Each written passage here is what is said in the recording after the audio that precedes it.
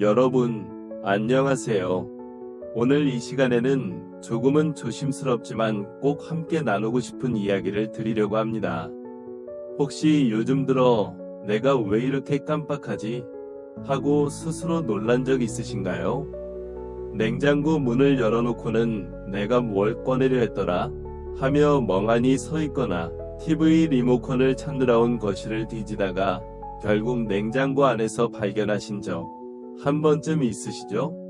사실 이런 순간은 누구에게나 있습니다. 나이가 들수록 그리고 스트레스나 수면 부족이 쌓일수록 기억의 회로는 잠시 헷갈릴 수 있습니다. 하지만 이런 일이 너무 잦아지면 그건 단순한 깜빡이 아니라 뇌가 보내는 초기 신호일지도 모릅니다. 오늘은 바로 그 신호와 그것을 막을 수 있는 생활 습관에 대해 함께 이야기해 보려 합니다. 제가 진료실에서 환자분들을 만나면 가장 자주 듣는 말이 있습니다.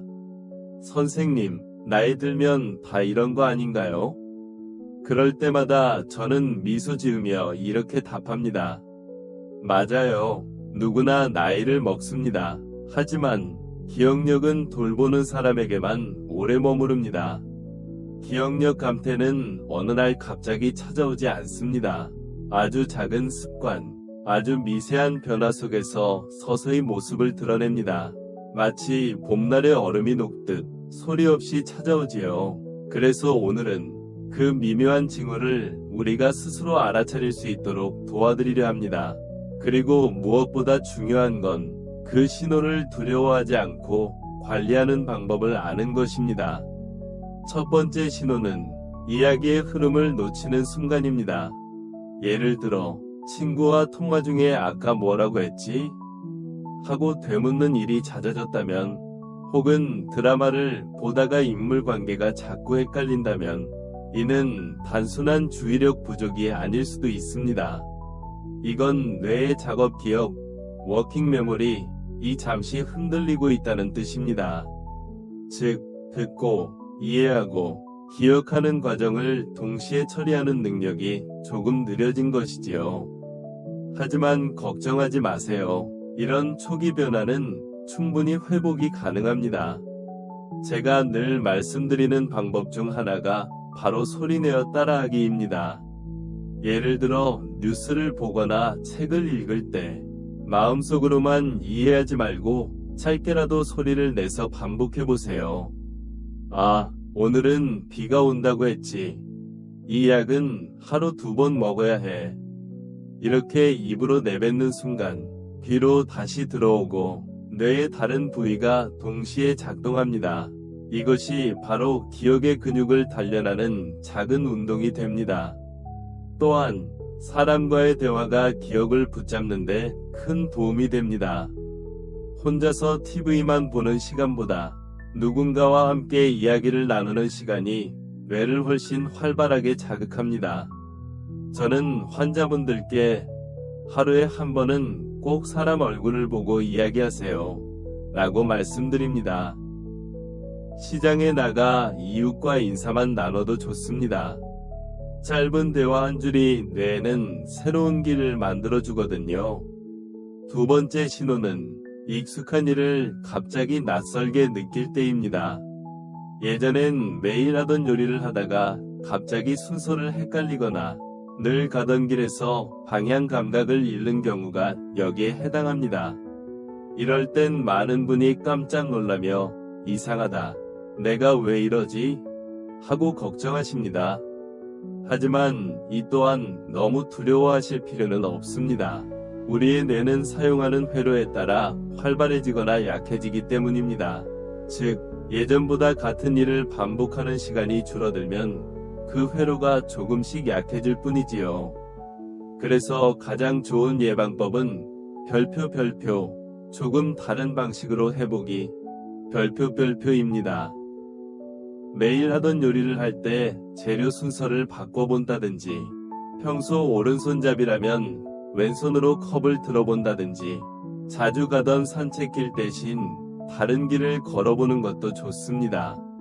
이런 사소한 변화들이 뇌에는 새로운 지도를 그리게 만듭니다.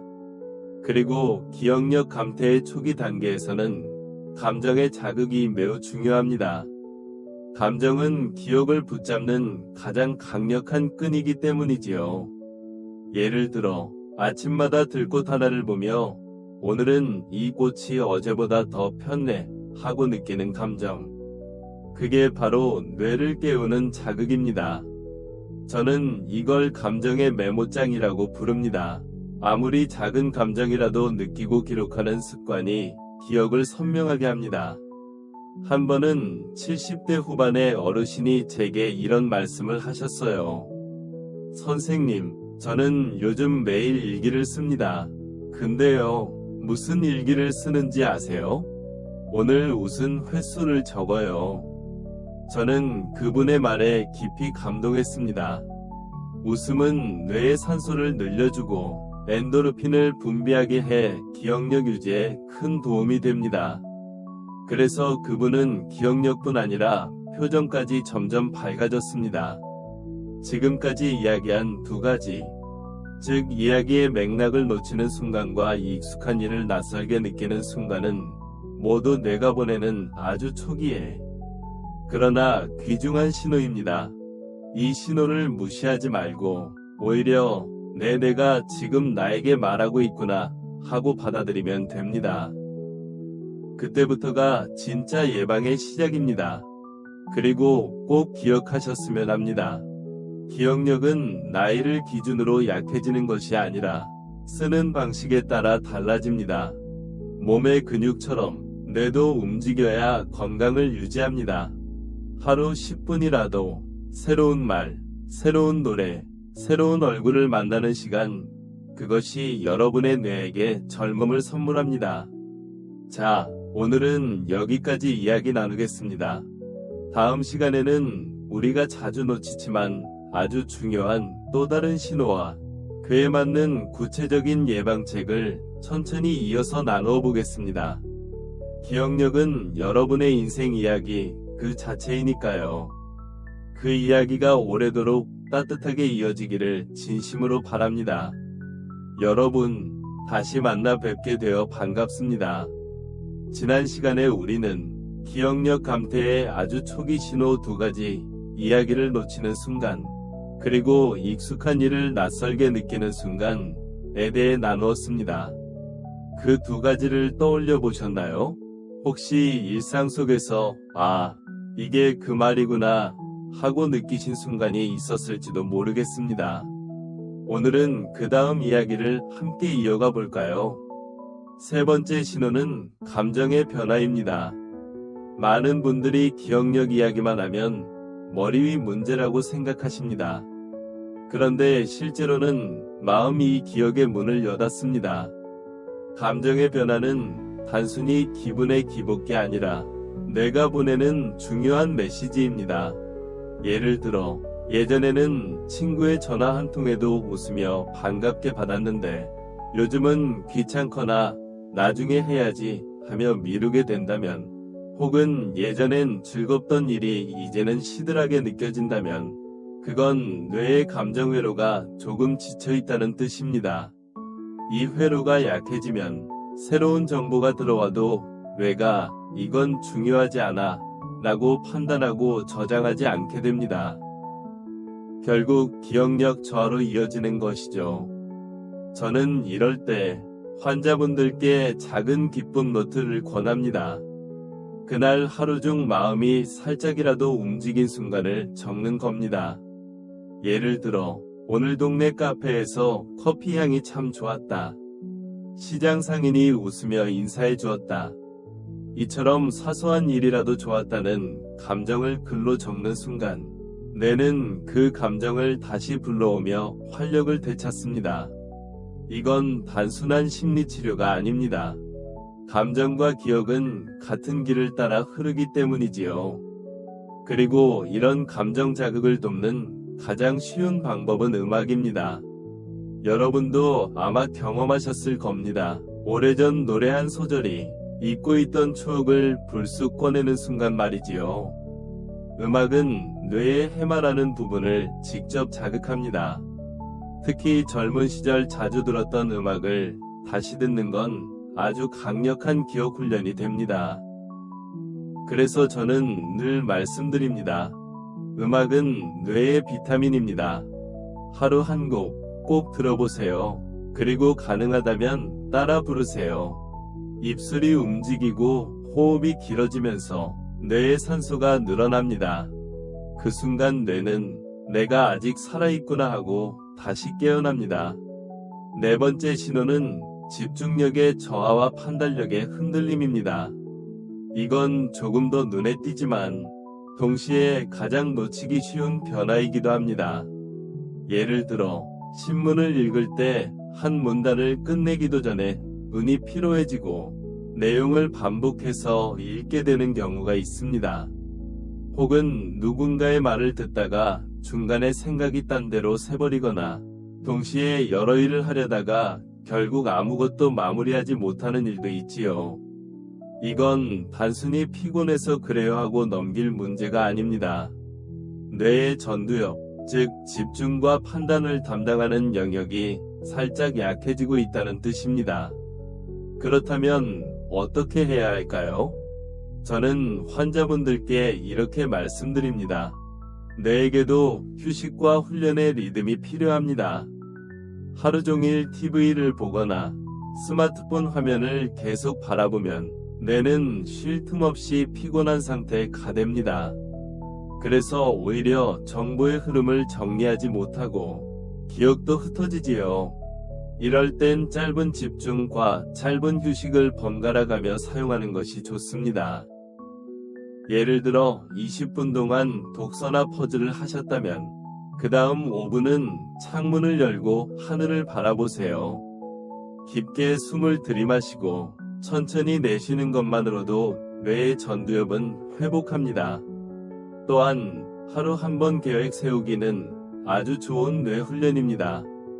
예를 들어 오늘은 점심 먹고 시장에 가서 사과를 사고 친구에게 전화 한 통 하자. 이렇게 머릿속으로만 정리하지 말고 손으로 적어보는 것이 중요합니다.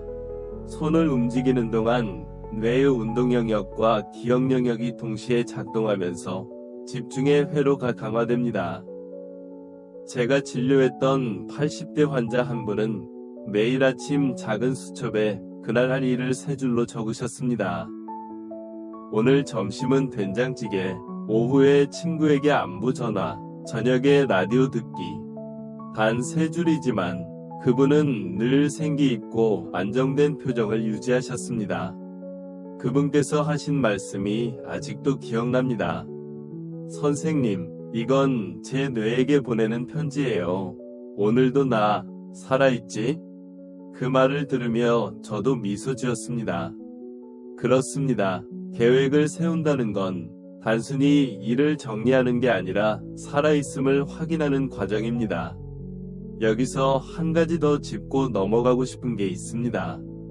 집중력이 흔들릴 때 사람들은 종종 나는 이제 안 되나 바라며 스스로를 단정 짓습니다. 하지만 뇌는 포기하지 않는 사람을 좋아합니다.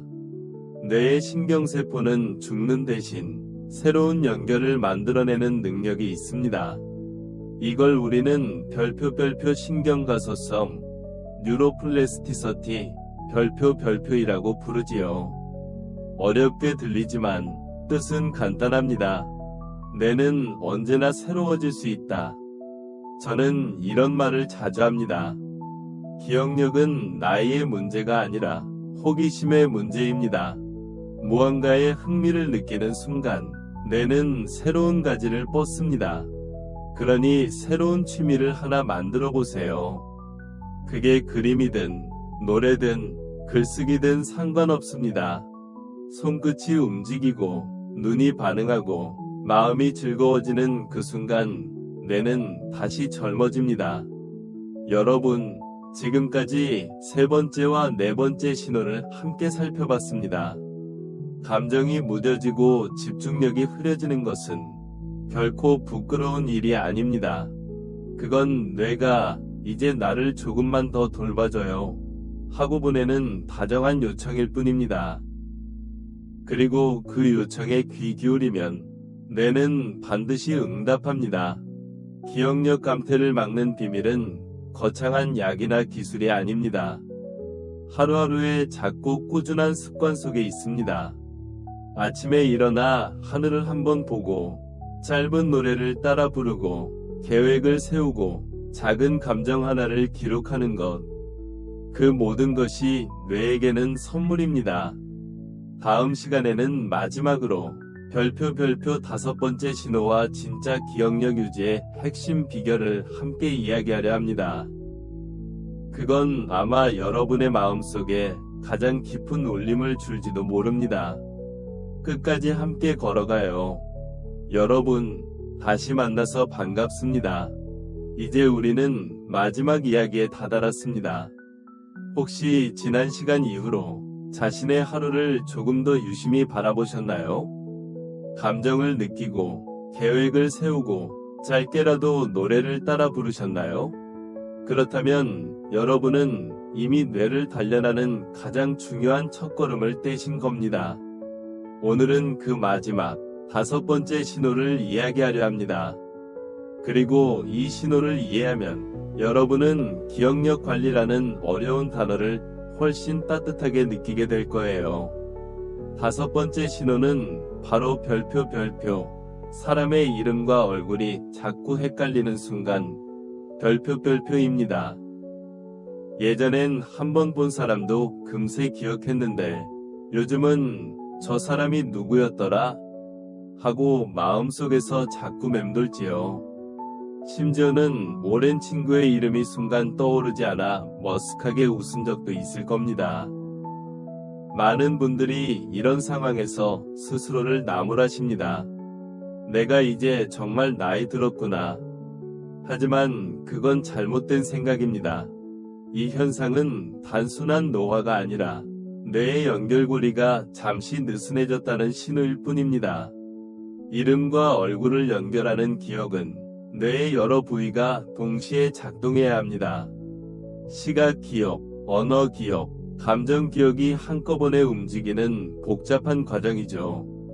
그래서 스트레스가 쌓이거나 수면이 부족하면 그 연결고리 중 하나가 잠시 약해져 기억이 새는 느낌이 들 수 있습니다.